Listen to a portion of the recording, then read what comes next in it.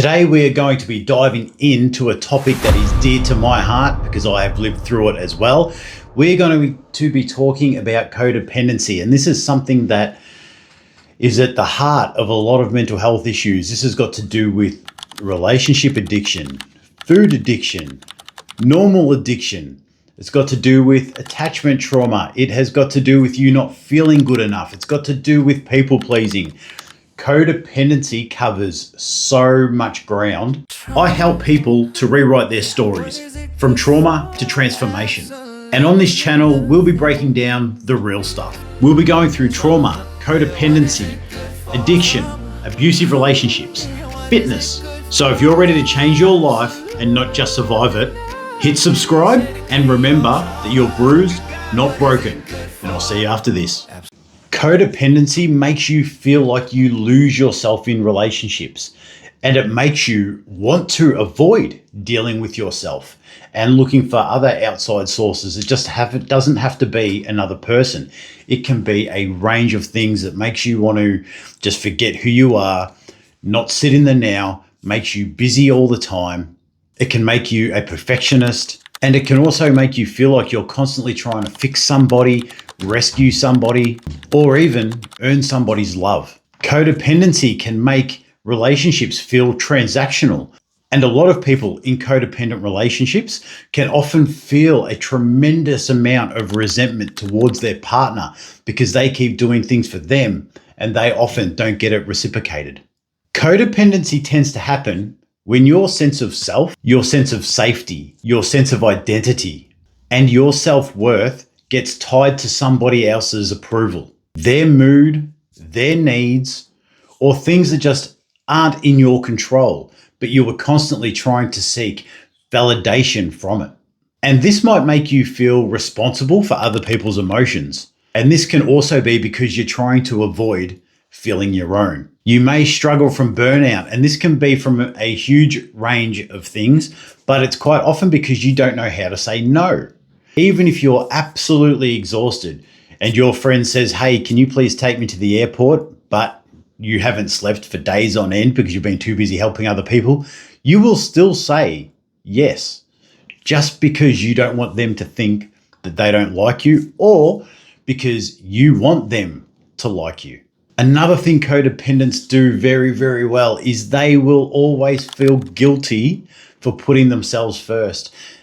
And in the healing journey, when it comes to codependency and complex trauma, I always advise people to take a year of absolute selfishness. For the next 12 months, I want you to be as selfish as you can. Put yourself first. Remember that no is a complete sentence. And if you don't want to do something, you don't need to justify reasons why you don't want to do it. You can just say no. Now, this is going to feel completely awkward to most of you out there, but it really will help. And once you master saying no, it really does become a superpower. Saying no can mean you have really strong boundaries, and it doesn't mean that you're being rude. It means that you're looking after yourself, because we know by now that if you don't fill your own cup, you're not going to be any good to help anyone else. Another thing that people with codependency do very, very well, and that is stay in relationships or situations that they should have left a long, long time ago. And this is because of a couple of things. And one of them could be blind loyalty. So you were taught that blood is thicker than water, and that, you know, the real ones will never ever leave. And this also leads into fear of abandonment. Both these two things are huge in codependency, so we will be covering them as probably separate topics as weeks and months come into now, since this is going to be a pretty regular segment, and I'm really hoping to push more of these YouTube videos out. But we'll just keep going on things that make up codependency. Codependency really starts in childhood. It's from childhood trauma. Now, if you don't know what childhood trauma is, I did a video last week that is on complex trauma and the ACEs score, the Adverse Childhood Experiences score. So if you want to go back, have a look at that. You can actually get your score and see where you sit. It's only 10 questions, yes or no, and then you just add up how many you got right, and then that's how many you got right. You just add up how many was a yes and that will give you your ACEs score. And then you can go look into that and see where you sit on the adverse childhood experiences complex trauma scale. And that all leads into this codependency as well. You may have had a caregiver that minimized situations. They may have told you things like, you need to eat all your food because what about the poor kids in Africa? It doesn't matter what situation it is. Nobody can minimize what you're going through. Everything's relative to the person.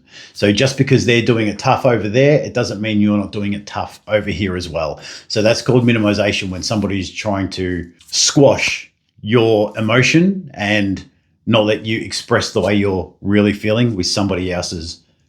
It's probably worse for them.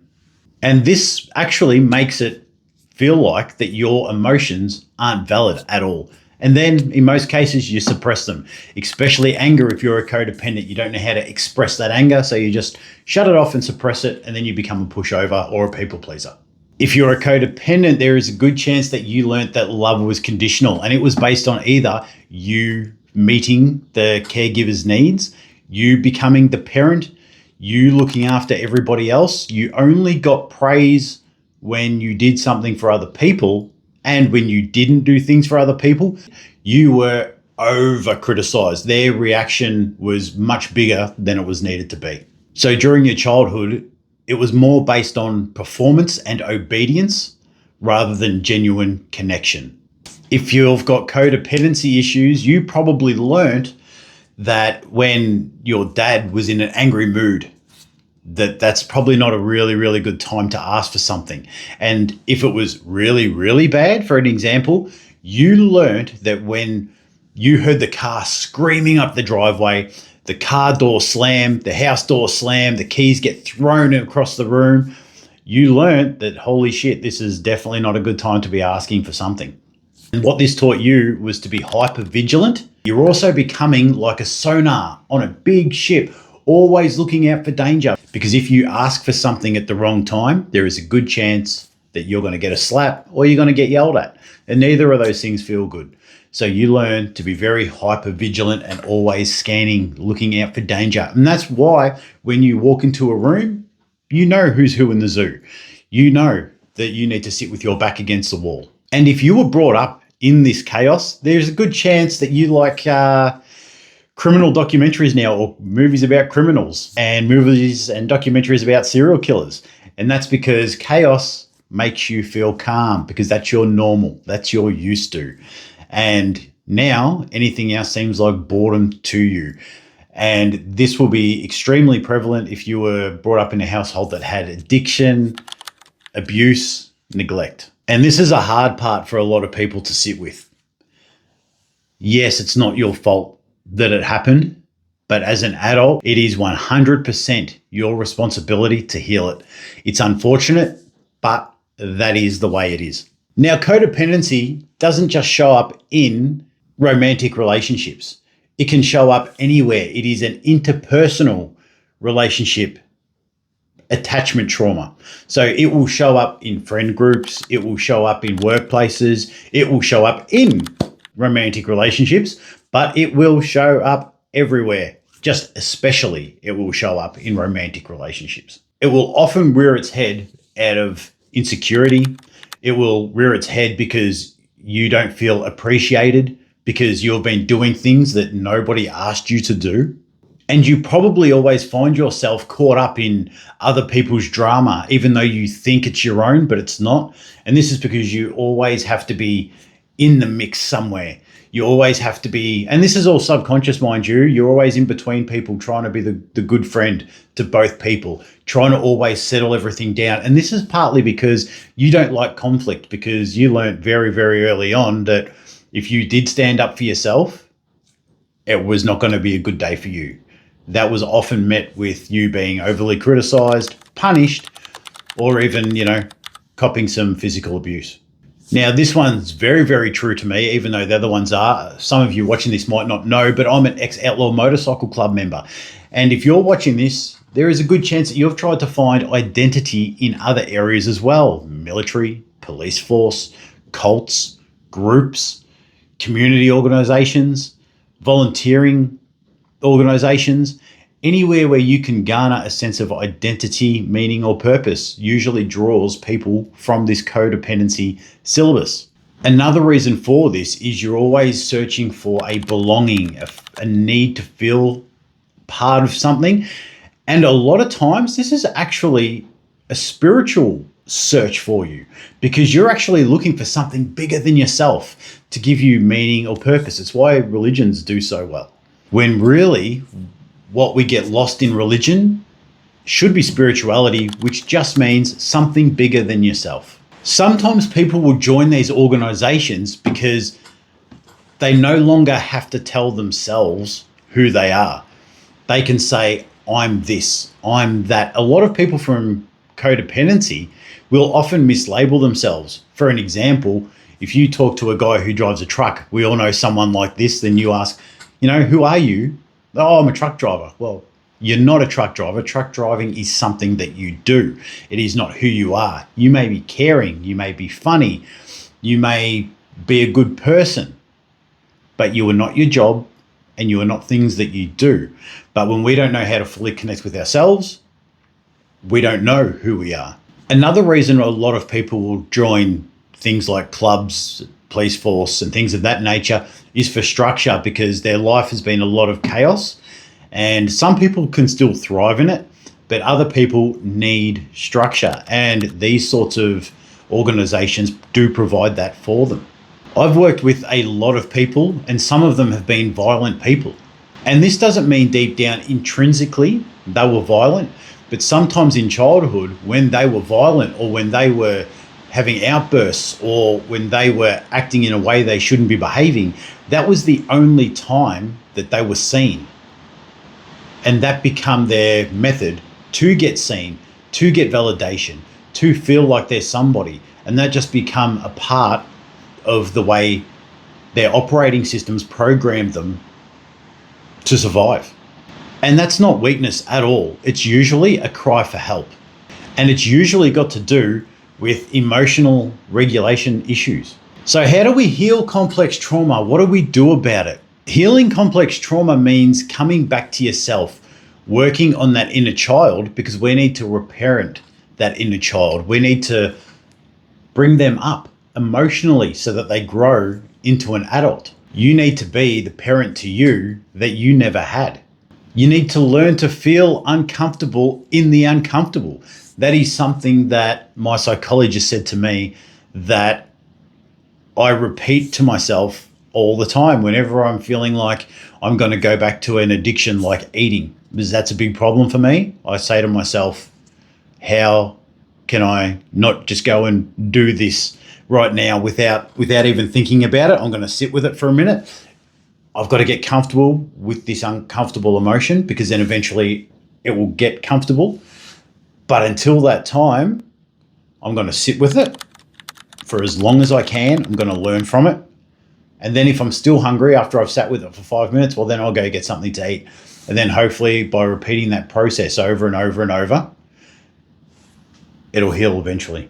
It's all about being in the comfort zone, being in the growth zone, being in the comfort zone, being in the growth zone. So if we stay in the comfort zone too long, we go down into depression. If we stay in the growth zone too long, we go out into anxiety. So it's all about working this balance. Growth zone, comfort zone. Growth zone, comfort zone. That's what it's meant to be for. That saying that the comfort zone is where dreams go to die is 100% right. We do not stay there. We move out, go back, move out, go back. We need to learn to love ourselves and respect ourselves. And the way we do that is by learning boundaries. We need to know what is good for us and also good for other people. It doesn't mean being rude. It means looking after ourselves, which you are 100% within your right to do. Because if you don't repair it yourself, if you don't respect yourself, if you don't learn to love yourself, you're not going to be able to help anyone. And we need to lead by example. So if we're not doing the right things, we're not going to be helping anyone, especially with children. So this is very, very important. Children would rather do what you're doing rather than do what you're telling them. Monkey see, monkey do. There's a thing called compartmentalization, and what we need to do is get rid of that. So we need to do decompartmentalization. And basically what that means is you've had a suitcase, or suitcases more like it, all in your head, full of traumas, full of cognitive biases, limiting beliefs, and all these things that just aren't helping you. And they've created all these maladaptive patterns of behavior and coping methods. What we need to do is start opening them boxes up one by one and throwing all the rubbish in them suitcases over the bus, down the hill, so that we can travel a heap lighter. Now, here's the kicker. Some days you're going to feel great. Some days you're going to feel amazing. And then other days you are going to be on the floor crying in the shower. And that's because healing isn't linear. You're not always going to go straight up. It doesn't work like that, unfortunately. And this is a thing I think people fail to tell people when they're talking about this stuff. When you first start, you may feel good for a couple of hours and feel shit for a week. Then you may feel good for a day and feel shit for a week. Then you might feel good for 3 days out of the week. Then you might feel good for a whole week and feel shit for 3 days. Then you might feel good for 2 weeks and feel shit for a day. And then you might have a whole month of feeling unbelievable and a couple of shit hours.